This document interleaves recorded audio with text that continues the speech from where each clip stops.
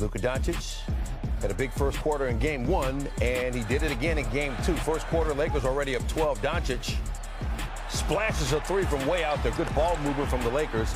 And look at Doncic, looks at the Minnesota bench before the shot went in. Doncic feeling it early. Here's what he said about that shot afterwards. Hey, after the shot, I look at the bench. Yeah, I know what's going to. I did my best tackle brush. Doncic outscored the Timberwolves 16-15 in the first quarter. Lakers up 34-15 after one. So they deliver the first blow. And then LeBron James, 1 for 5 from 3. Lakers just 6 for 29 as a team, but out to a 22-point lead. And then Doncic working on Rudy Gobert, making Gobert move his feet. And Doncic eventually able to get it up and over him. Lakers rolling the lead 22 once again. Later, they're up 20. Doncic to Dorian Finney-Smith. So Doncic joins Anthony Davis and Kobe Bryant as the only Lakers since '97. 20 points, 5 rebounds, 5 assists in the playoff half. Lakers by 15 at the break. Third quarter, Anthony Edwards getting going. Up and over Jackson Hayes. Edwards adding another poster to his collection. Look at the Minnesota bench. They love it when he does that. 25 for Edwards. Timberwolves down 13. Later in the third, 18-point spread. Now Doncic isolates on Julius Randle. Able to get by him for the layup. 9 of 20 from the floor for Doncic. Lakers by 16 after 3. Fourth quarter, Lakers by 9. Austin Reeves to LeBron James. Reeves, 16 points, 5 assists, 5 rebounds. Lakers back up 11. Under 3 to play. Back to a 9-point game. James with the steal from Edwards. And then the finish at the other end. 21 points, 11 rebounds, 7 assists. Great all-around performance from James. Lakers go up by 11. Under a minute to play, Doncic. He started it, and he finished it. 31 points, 12 rebounds, 9 assists. Nearly messed around and got a triple-double. Lakers even the series at 1. You know, we could do a better job on the offensive end, but we're going to continue to get better, continue to watch the film, see ways we can, you know, kind of break down the defense and continue to get good looks. I thought we had some great looks tonight. I know a lot of my shots in the fourth quarter were great looks that just didn't go. You know, and if we can continue to, you know, get great looks like that, I think we believe in our percentages. So we got to continue to work the habits. Yeah, I feel like, man, we should be going into game 3 smiling. I mean, because we fought back from 20 and we had a chance. Like I said, in the middle of the third, I think that's what hurt. We cut it to like 10 or 11, and we gave us some game plan mistakes, and they got some threes off of it. So we'll go back and watch film on it. Me and Bron, leaders of the team, you know, we got to keep the team together. Like I said, going into to Minnesota is going to be a war. The fans are going to be cheering like crazy. So no matter what, we can't panic. We got to stay together. Must win. I wouldn't say a must win. You would like to see them win, right? But anytime you got LeBron James and Luka Doncic on the same team, you always have a chance. Even if they went down 3-0, I still would slightly give them a chance, right? We need LeBron to be offensively aggressive, right? I think Luka Doncic is going to be Luka Doncic. His offensive doesn't come with a lot of leadership. LeBron James being offensively aggressive and being tough should roll. Everybody feeds off of LeBron James. Everybody feeds off his energy. So I think if we see LeBron be super aggressive from jump, the team will follow. And they cannot stop Luka, and that's evident. So if LeBron is doing what LeBron's supposed to do and being aggressive and getting to the paint and doing his little shoulder rolls after he get an and one or a big bucket, I think the team will follow. Y'all ever saw that show, Martin, the sitcom? That's one of my favorite all-time shows, Martin. You remember when Sinead would come on and be like, look on, you know, because Shannon a little bit nervous, you know. Shannon a little bit nervous. Lakers at 5, Lakers at 5. Marcus, I don't know if you saw me yesterday, but somebody sent me a text, to tweet out. They said, tweet this out. AAA, NWA, I don't care what Shannon has to say. Lakers ain't winning at 5. And that's really the theme of this segment right here. Ain't winning at 5. Ain't gonna happen, all right? Now we went from this brother in 5. This Shannon Sharp now talking 5. He went from that, Marcus. To talking about a little bit nervous. I mean, they got to win this game. It's a must-win game. thought that was King James. That's what ain't that the dude that played for the Los Angeles Lakers? Ain't that the 4-time champion, 4-time league MVP, the leading scorer in NBA history, all-time leading scorer? Ain't that dude? Everything you said is true. I mean, hold on. Everything you said is true. Luka Doncic. Didn't he just drop 37? Hasn't he been unstoppable, particularly in pick and roll situations? Now I understand. Guest lineup is shaping up real nice. Guys, you don't want to miss out on this. Go get your tickets now. Bounce back. Now what I'm talking about. The Lakers beat the Minnesota Timberwolves 94-85. The series is now tied 1-1 as it shifts to Minnesota for the next 2 games. Luka was 1 assist short of a triple-double. 31, 12, and 9. LeBron, 21, 11, and 7. AR, 16, 5, and 5. Rui, 11, and 5. Got a balanced effort, Ocho. Yeah. That's what we needed. I knew 2 of the big 3 had to go off. I mean, I'm saying big 3, but I'm saying either Luka, LeBron, or AR, LeBron, or Luka and AR. But 2 of those guys had to have great days. And we got that. And then we got Austin Reeves with sensational light, dealing with the ball. Hey, you get a big out there on him, he drag him. Every time. That lazy layup. Every time. Great. Julius Randle played exceptionally well. So did that. Julius Randle was a man of, I mean, he's a load. He's a load. And I don't know why y'all let him get to that left hand, because he's left-hand dominant. And most left-handed players, what do they want to do, Ocho? Get to that left. That's get to the left side. Every time. What if in deep as a football player, we're taught never let a quarterback escape to his dominant hand. Yeah. So if he's right-handed, make him roll left. If he's left-handed, make him roll right. Well, it's the same thing. Try to make James Harden, try to make Julius Randle, make him go left, make him go right. Keep him out of a dominant hand. But this is what the Lakers needed. Had a little lull there in the 4th quarter, but they got it together, made some big-time plays. I was happy to see LeBron rebound like this, because we hadn't seen him rebound like this in a while, considering that growing, and we talked about it, Ocho. Yeah. The one thing that you don't want to do is anything sudden when you got a soft tissue injury. And he's nursing that back, trying to get it back, but he got a couple of days off now, so he should be fully rested and ready to go when they head to Minnesota. The Lakers win 94-85. Series now tied 1-1 as it shifts back to the what do they call it? Land of 10,000 lakes, Minnesota. Ocho, you watching this game? Tell me what you liked about what you saw from the Lakers. Shoot, the goddamn intensity. They act like they wanted to play tonight, Unc. They act like they wanted to be there.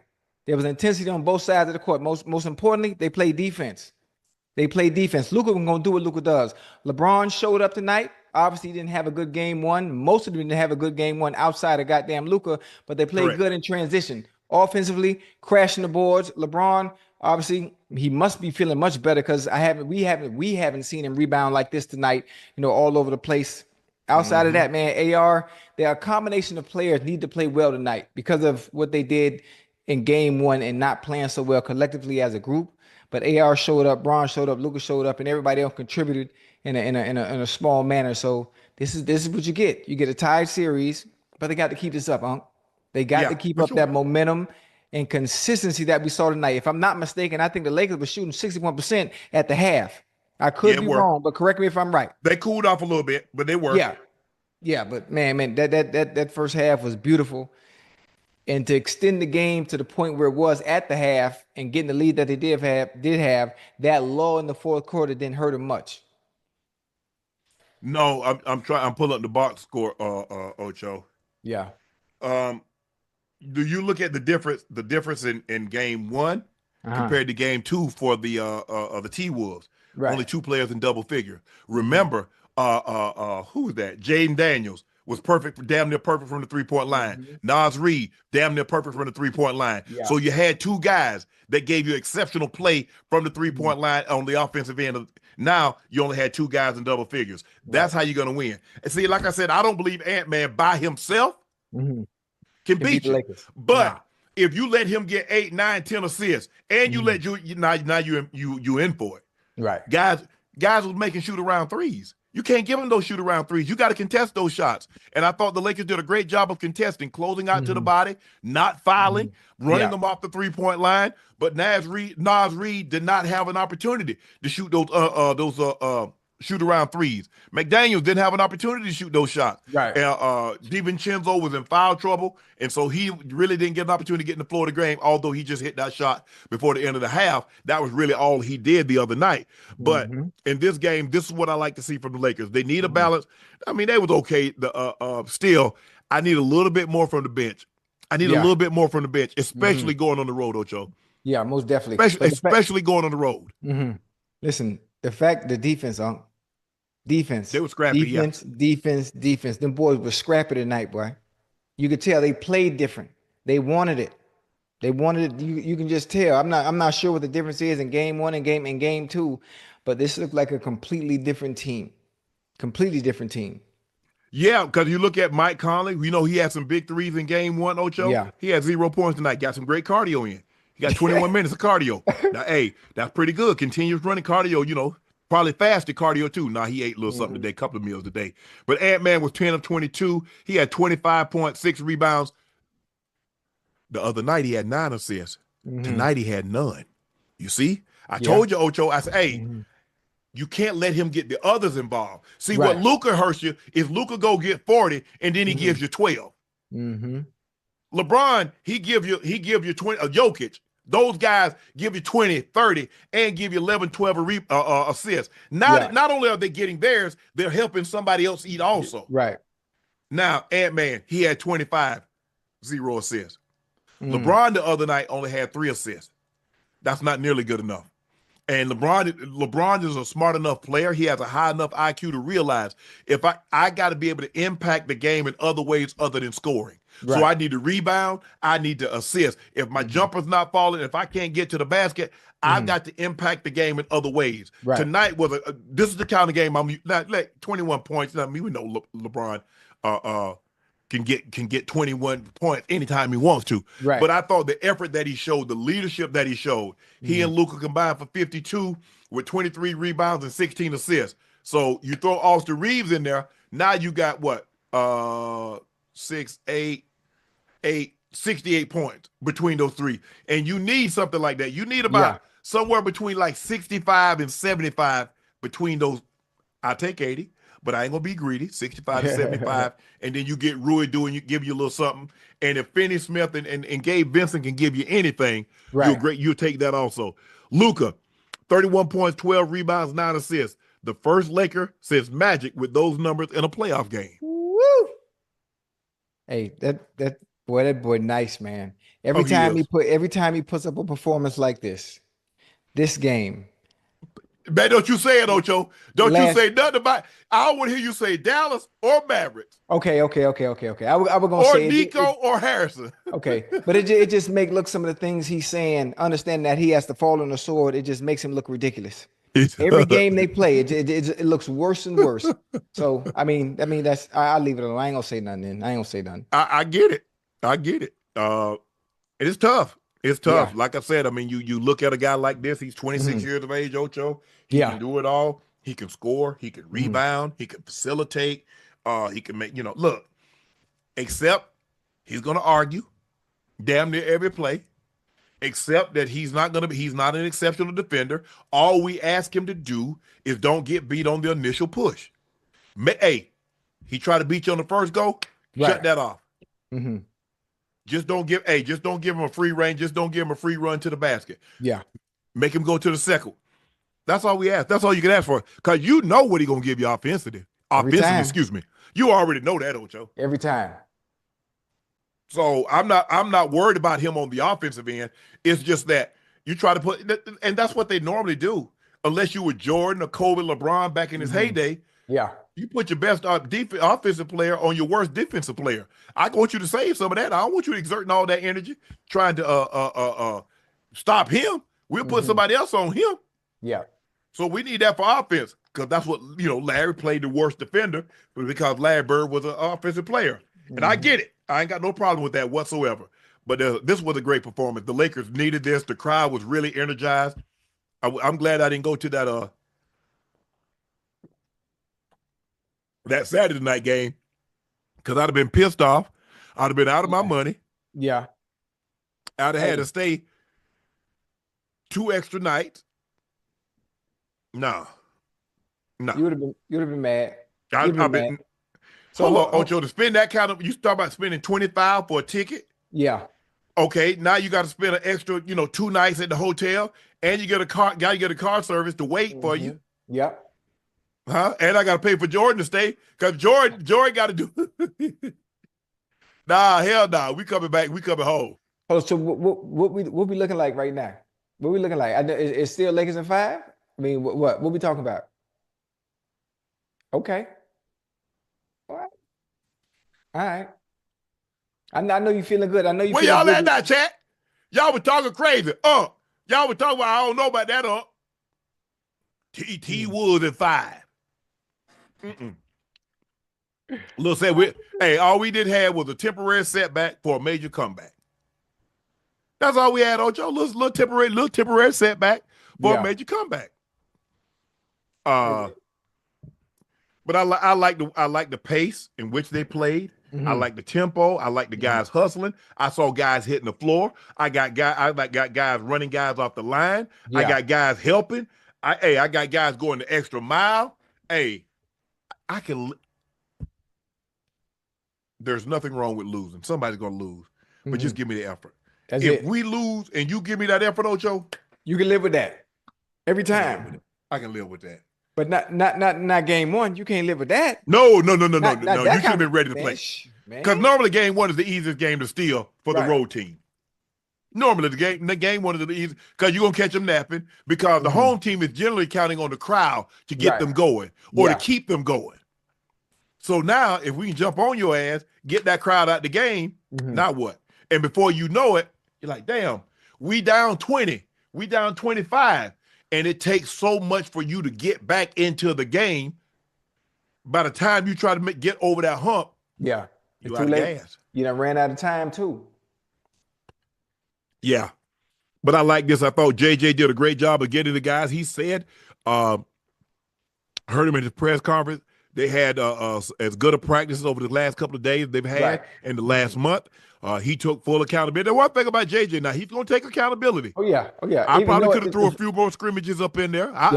This on me. And the funny thing apart, and when you think about it, whoever made the comments about them not scrimmaging enough before the game 1, I guarantee that was the players' call. I guarantee it was the players' call and allowed them to rest a little bit. And JJ took the brunt of that. You know what? That's on me. That's on me. And I guarantee you, I know it was a players' call, not to scrimmage as much. So we have fresh legs and we feel good going into game 1. But the effort they put up in game 1 is a reflection. That'll get you beat. That'll get you beat every time. That'll get you sent home. That'll get you like, oh, we didn't play our best ball. And look, they're not an extreme. They're not like Boston. Right. They're not like OKC. Yeah. Those are deep teams. You looking at the Cavs. Those are deep teams. Yeah. That's not what the Lakers are.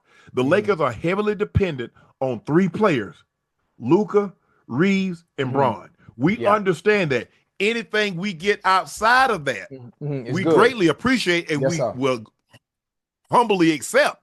But you can't go in counting on, man, hey, we're going to get like 16 from Finney. We're going to get like 10 to 14 from Gabe. Jackson Hayes going to give us a double. No. Yeah.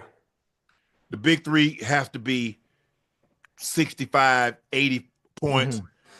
2 of the 3 needs to be kind of efficient, but it was a great game tonight.